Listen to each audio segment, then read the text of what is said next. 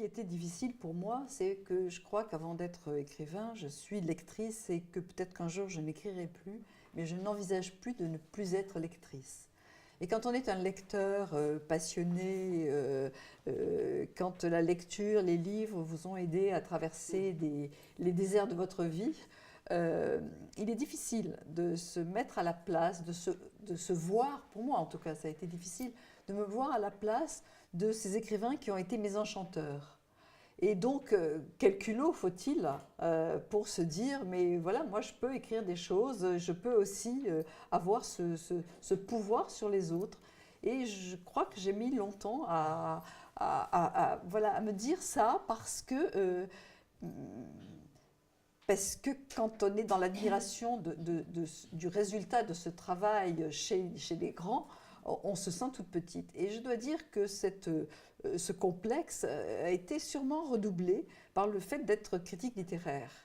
Parce que quand on est critique littéraire, et j'ai une amie ici, critique littéraire, qui ne me dira pas le contraire, on reçoit tellement, tellement de livres, qu'il y a un moment où on peut se dire à quoi bon en ajouter un à la pile.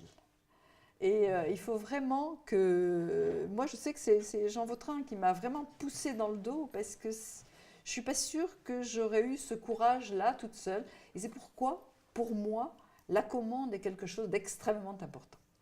Parce que la commande, c'est le désir. Et si on vous dit que vous êtes désiré, vous le faites.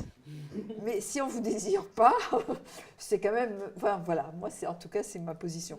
Alors, en tant que femme, non, là, en tant que femme, je dois dire, je dois être quelque part un peu une mère particulière parce que la traduction, c'est de l'écriture. Hein.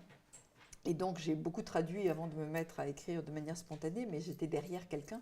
Donc ça m'allait très bien. Et j'ai traduit en donnant le biberon, voilà, un enfant calé là-dedans, le biberon, et je traduisais de l'autre main. Donc voilà, je pense que c'est pas enlever quelque chose aux enfants que de faire quelque chose que l'on aime, parce que rien n'est mieux pour un enfant que d'avoir une mère heureuse.